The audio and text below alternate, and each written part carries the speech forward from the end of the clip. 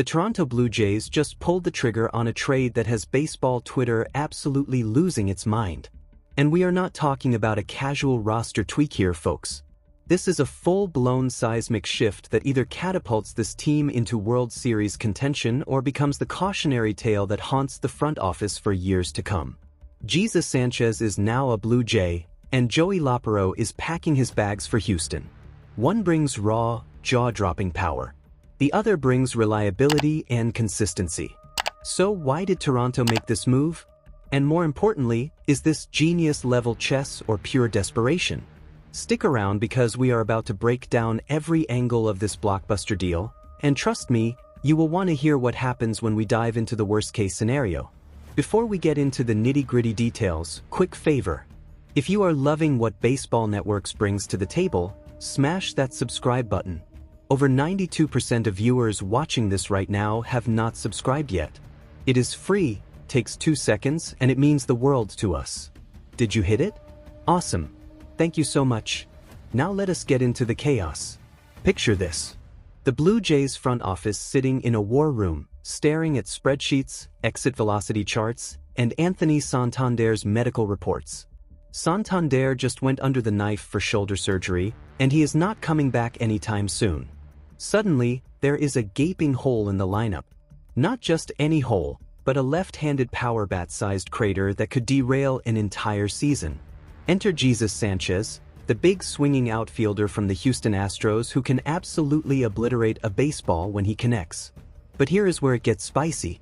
To get Sanchez, Toronto had to give up Joey Lopero, a young hitter whose game is built on contact, discipline, and consistency. So the question everyone is asking, did the Blue Jays just upgrade their roster or did they panic and trade away a future asset for a guy who hit 190 in Houston last season? Yeah, you heard that right. 190. Let that sink in for a moment while we unpack what this trade really means. Let us start with the facts. JAYS Sanchez is not some no-name prospect trying to find his footing in the big leagues. This guy has elite exit velocity numbers that make pitching coaches sweat bullets. When he barrels up a pitch, it does not just leave the yard. It leaves the zip code. The man has legitimate 30-home run upside, maybe even more if everything clicks. And in a lineup that already features Vladimir Guerrero Jr. and Bo Bichette, adding another power threat could turn the Blue Jays into an offensive juggernaut. Imagine opposing pitchers trying to navigate that gauntlet. You walk Vlad, and suddenly you are facing Sanchez with runners in scoring position. That is the kind of protection that changes the entire dynamic of a batting order. But, and this is a massive but, Sanchez comes with baggage. His recent performance in Houston was, to put it mildly, rough. A 190 batting average is not just bad, it is historically concerning. For context, that is barely better than what some pitchers hit. So what happened? Did Houston give up on him too soon? Or is this a case of fool me once, shame on you, fool me twice, shame on the Blue Jays? Toronto is betting that a change of scenery, combined with their hitting coaches and development system, can unlock the beast that Sanchez showed flashes of in previous seasons. It is a gamble, no question about it. But in baseball, sometimes you have to roll the dice if you want to win big. Now let us talk about what Toronto gave up. Joey Lopero might not have the same name recognition as Sanchez, but do not sleep on this kid. Lopero is the kind of hitter who drives pitchers crazy in a completely different way. He does not strike out much. He works counts. He puts the ball in play. He gets on base. In an era where teams are obsessed with launch angle and exit velocity, Lopero represents something increasingly rare, pure, old-school contact hitting. And here is the kicker. He is young, he is improving, and he was starting to figure things out at the major league level. Houston just acquired a player who could slot into their lineup for the next decade and provide consistent production without the boom or bust volatility. So why did Toronto let him go? Because they are not playing for wild card spots anymore. They are playing for championships. And in their eyes, championships are won with power, not singles. Whether that philosophy proves correct remains to be seen, but it tells you everything about the Blue Jays' mindset right now. They are all in. Let us address the elephant in the room. Anthony Santander's injury. This is not some minor day-to-day situation. Shoulder surgery for a power hitter is serious business. Recovery timelines are unpredictable, and even when players come back, they are often not the same for months, sometimes years. Santander was supposed to be a cornerstone of this lineup, providing left-handed thump in the middle of the order. Without him, the Blue Jays needed to act fast, and they needed to act decisively. That urgency explains why they were willing to part with Laparo, even though it meant sacrificing long-term upside for immediate impact, or at least the hope of immediate impact. The front office clearly believes that the window is now, not 3 years from now. Guerrero and Bichette are entering their prime. The pitching staff is talented but expensive. This is the moment to go for broke, and trading for Sanchez is the ultimate go for broke move. But here is where things get really interesting and a little bit scary. What if Sanchez does not bounce back? What if the 190 batting average in Houston was not a fluke but a sign of deeper issues? Suddenly, the Blue Jays have swapped a promising young contact hitter for a high strikeout, low average slugger who cannot get on base. That is not just a lateral move. That is a disaster. But let us flip the script for a moment. Let us talk about the best-case scenario, because it is absolutely tantalizing. Imagine Sanchez arrives in Toronto, gets a fresh start, and the hitting coaches identify a mechanical flaw that was holding him back. Maybe it is his timing. Maybe it is his approach against certain pitch types. Maybe it is just mental, a psychological reset that comes with a new uniform and a new city. Whatever the fix is, it works. Sanchez starts crushing baseballs like he is playing in a video game. 30 home runs. 35. Maybe even 40. He becomes the protection Guerrero desperately needs, and suddenly pitchers cannot avoid the heart of the order.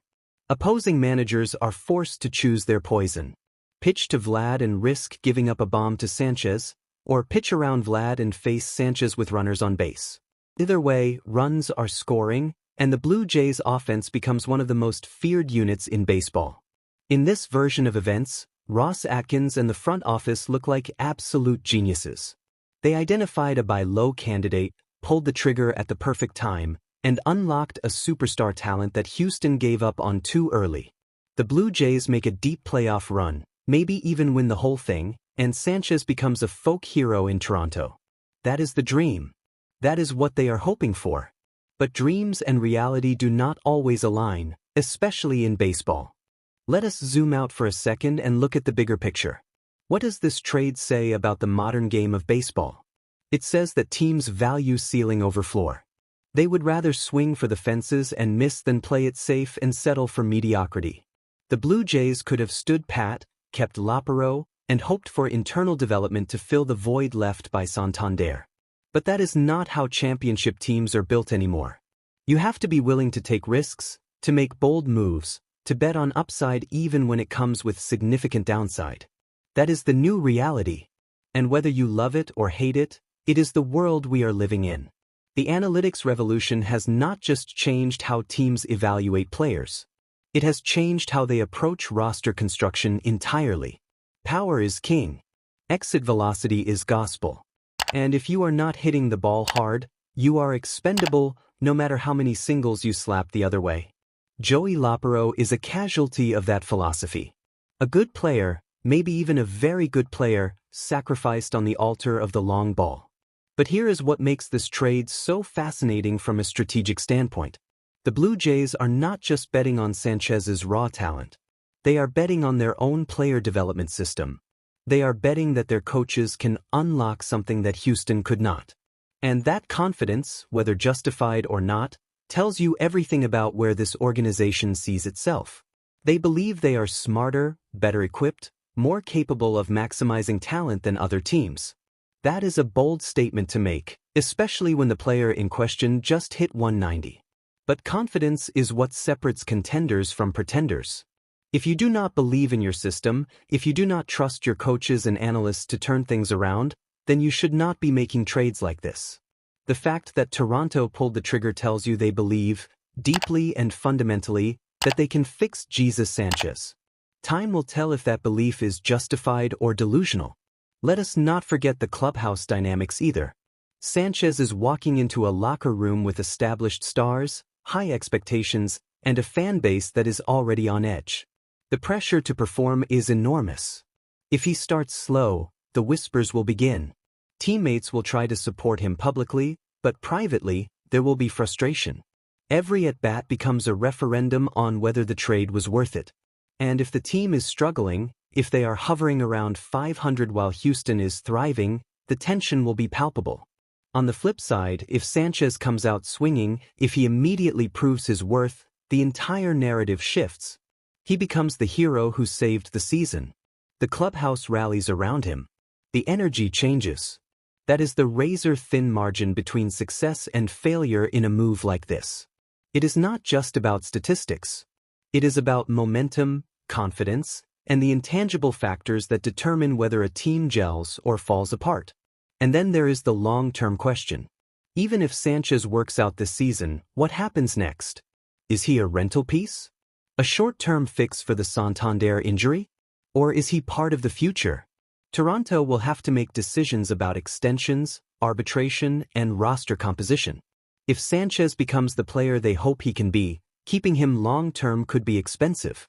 But letting him walk after one good season would be a public relations nightmare, especially if they gave up Laparo to get him. These are the kinds of cascading consequences that make blockbuster trades so tricky. You are not just solving a problem today. You are creating new problems for tomorrow. And the front office better have a plan for all of it, or this whole thing could unravel in spectacular fashion. So where does that leave us? Is this trade genius or panic? The honest answer is, it is probably both. It is genius because the Blue Jays identified a high-upside player available at a potentially discounted price and acted decisively to address a major roster need.